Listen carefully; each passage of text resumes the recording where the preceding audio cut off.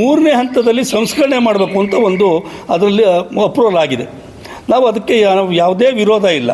ಯಾವುದೋ ಇವತ್ತು ವೃಷಭಾವತಿ ನದಿಯನ್ನು ಮೂರನೇ ಹಂತದಲ್ಲಿ ಸಂಸ್ಕರಣೆ ಮಾಡಿ ತರೋದ್ರಲ್ಲಿ ನಮ್ದು ಯಾವುದೇ ಅಡಚಣೆ ಇಲ್ಲ.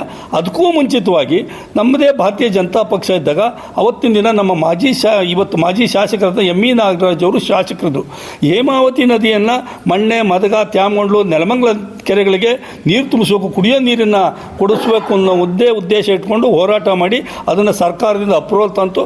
ಸರ್ಕಾರ ಬದಲಾವಣೆ ಆದಾಗ ಕಾಂಗ್ರೆಸ್ ಸರ್ಕಾರ ಬಂದಿತ್ತು, ಅದನ್ನು ಎಲ್ಲ ಮೂಲೆ ಗುಂಪು ಮಾಡಿದ್ರು. ಇವತ್ತಿನವರೆಗೆ ಅದನ್ನು ಯಾರೂ ಚಕಾರವನ್ನೇ ಎತ್ತಿಲ್ಲ, ಅದನ್ನು ಕೈ ಬಿಟ್ಟರು.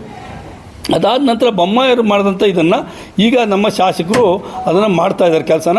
ಬಟ್ ಮೂರನೇ ಹಂತದಲ್ಲಿ ನೀರು ಕೊಡಲಿ, ಒಳ್ಳೆ ಶುದ್ಧ ಕುಡಿಯೋ ನೀರನ್ನು ಕೊಡಲಿ ಅನ್ನೋ ಉದ್ದೇಶ ನಮ್ದು ಅಷ್ಟೇ ಹೊರತು ಬೇರೆ ಏನಿಲ್ಲ. ಭಾರತೀಯ ಜನತಾ ಪಕ್ಷ ಯಾವುದೇ ದುರುದ್ದೇಶವಾಗಿ ಇವತ್ತು ಭಾರತೀಯ ಜನತಾ ಪಕ್ಷ ರೈತರ ಪರವಾಗಿ ನಿಲ್ಲುವಂಥ ಪಕ್ಷ ಏನಾದರೂ ಇದ್ದರೆ ಈ ದೇಶದಲ್ಲಿ ಭಾರತೀಯ ಜನತಾ ಪಕ್ಷ ಮಾತ್ರ.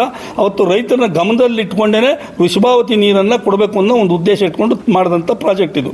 ಇವತ್ತು ಮೊನ್ನೆ ಶಾಸಕರು ಯಾವುದೋ ಒಂದು ಇದರಲ್ಲಿ ನೋಡಿದೆ, ಸೋಷಿಯಲ್ ಮೀಡಿಯಾದಲ್ಲಿ ಜಿಲ್ಲಾ ಅಧ್ಯಕ್ಷರು ಮತ್ತು ಭಾರತೀಯ ಜನತಾ ಪಕ್ಷ ಜಿಲ್ಲಾಧ್ಯಕ್ಷರು ಮತ್ತು ಜನತಾದಳದ ಜಿಲ್ಲಾಧ್ಯಕ್ಷರು ನನಗೆ ಫೋನ್ ಮುಖಾಂತರ ಹೇಳಿದ್ದಾರೆ, ನೀವು ಒಳ್ಳೆ ಕೆಲಸ ಮಾಡ್ತಾ ಇದ್ದೀರಿ ಮಾಡಿ ಅಂತ ಹೇಳಿದ್ದಾರೆ. ಅವ್ರು ಒಳ್ಳೆ ಕೆಲಸ ಮಾಡಿದ್ರೆ ನಮ್ದು ಯಾವುದೂ ಅಭ್ಯಂತರ ಇಲ್ಲ, ಒಳ್ಳೆ ಕೆಲಸ ಮಾಡಲಿ.